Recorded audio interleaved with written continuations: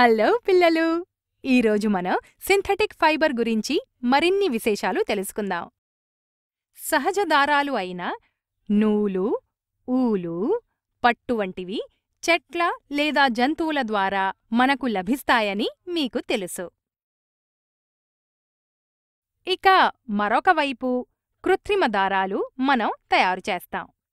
అందుకే వాటిని కృత్రిమ అంటే సింథటిక్ లేదా మానవ నిర్మిత దారాలు అంటారు.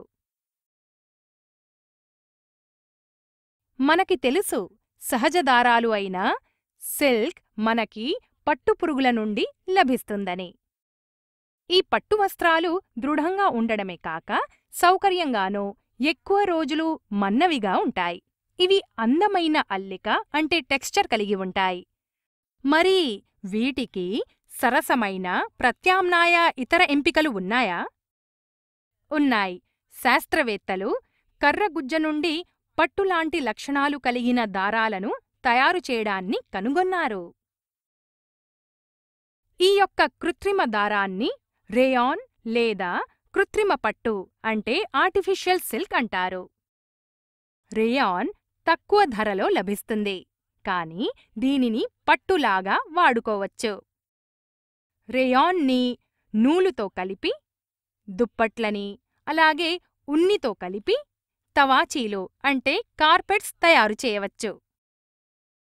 మరి రేయాన్ని ఎలా తయారు చేస్తారు? రేయాన్ని కర్ర లేదా వెదురు గుజ్జులోని సెల్యులోజ్ నుండి తయారు చేస్తారు. దీనిని సోడియం హైడ్రాక్సైడ్ని కలిగి రసాయనిక చర్యకు గురిచేస్తారు. తరువాత దీనిని కార్బన్ డైసల్ఫైడ్లో కరిగించి పానకం తయారు చేస్తారు. దీనిని స్నిగ్ధస్థితి అంటే విస్కోస్ ద్రావకం అంటారు. దీనిని జల్లెడలాంటి లోహపు పళ్ళీల అంటే స్పిన్నరెట్ ద్వారా వేగంగా సజల సల్ఫ్యూరిక్ ఆమ్ల ద్రావణంలోకి పంపుతారు. ఇది మనకు పట్టు వంటి దారాలను ఇస్తుంది. పిల్లలు, నైలాన్ కూడా వస్త్రాలను తయారు చేయడానికి ఉపయోగపడే కృత్రిమ దారము అని మనకు తెలుసు. నైలాన్ని మొట్టమొదటిసారిగా 1931లో బొగ్గు, నీరు మరియు గాలి నుండి తయారు చేశారు. నైలాన్ దారం బలంగా ఉండి సాగే గుణం కలిగిన తేలికైన పదార్థం. దీనిని తేలికగా ఉతకవచ్చు కూడా. ప్రస్తుతం ఇది చాలా ప్రాచుర్యాన్ని పొందింది. దీంతో వస్త్రాలు, తాళ్ళు, మేజోళ్ళు, తెరలు, కార్లలో వాడే సీట్ బెల్టులు, కవర్లు తయారు చేస్తున్నారు. నైలాన్ చాలా బలంగా ఉండడం వల్ల పారాషూట్లు, పర్వతాలను అధిరోహించడానికి వాడే తాళ్లను దీంతో తయారు చేస్తారు. నమ్మడానికి ఆశ్చర్యంగా ఉన్నా నైలాన్ తాడు నిజానికి స్టీల్ వైరు కన్నా దృఢంగా ఉంటుంది. ఈ పూసల దండని చూడండి. ఇది పూసలతో అమర్చబడి ఉంది. అలాగే నైలాన్ కూడా చిన్న చిన్న రసాయన పదార్థాలతో తయారు చేయబడుతుంది. అందుకే దీనిని పాలిమర్ అంటారు. పాలీ అంటే చాలా అని, మర్ అంటే భాగం లేదా ఒక యూనిట్ అంటే ఇందులో చాలా భాగాలు ఉన్నాయి అని అర్థం. అంటే కృత్రిమ దారాలు కూడా చిన్న చిన్న యూనిట్లు కలిసి ఓ గొలుసులా ఏర్పడిన నిర్మాణం. ప్రతి భాగం నిజానికి ఓ రసాయన పదార్థం. ఇలా అనేక చిన్న భాగాలు కలిసి ఓ పెద్ద భాగంగా మారి పాలిమర్గా పిలువబడతాయి. అలా ఓ పాలిమర్ అనేక చిన్న చిన్న భాగాలతో కలిసి ఏర్పడుతుంది. ఈ చిన్న భాగాలను మోనోమర్ అంటారు. మీకు తెలుసా, సహజదారమైన ఊలు కూడా సెల్యులోజ్ అనబడే ఓ పాలిమర్ రూపమే. ఇది అనేక గ్లూకోజ్ భాగాలు అంటే యూనిట్ల ద్వారా తయారవుతాయి. పాలియెస్టర్ ఇంకొక ప్రసిద్ధి చెందిన కృత్రిమ దారం. వీటితో తయారు చేయబడిన దుస్తులు తేలికగా, మడతలు పడకుండా ఉతుక్కోవడానికి వీలుగా ఉంటాయి. పాలియెస్టర్ వస్త్రాలు చాలా ప్రాచుర్యం పొందాయి. వీటిలో టెరిలీన్ అనేది ఎక్కువ ప్రాచుర్యంలో ఉన్న పాలియెస్టర్. పాలియెస్టర్ కూడా నైలాన్ లాగే ఓ పాలిమర్. పాలియెస్టర్ కూడా అనేక చిన్న చిన్న భాగాలైన రసాయన పదార్థాలైన ఎస్టర్ అనే వాటితో తయారవుతాయి.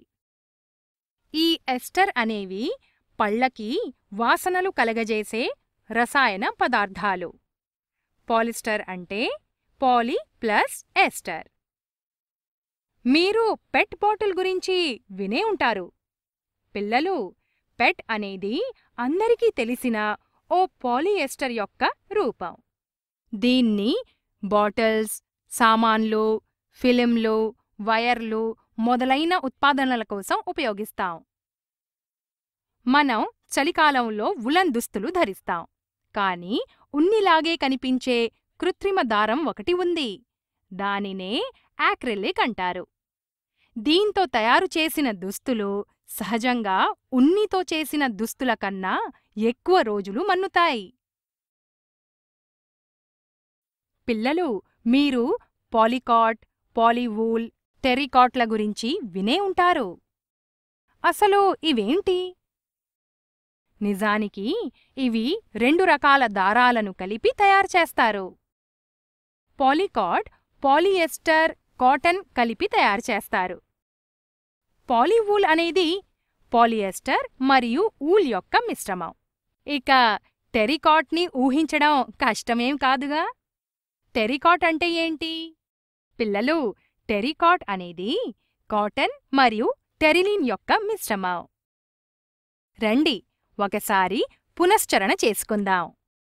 మరి కృత్రిమ దారాల లక్షణాలు ఏంటి? ఇవి సహజ దారాలు అయిన ఊలు, పట్టు, ఉన్ని వస్త్రాల కన్నా చౌకగా లభిస్తాయి.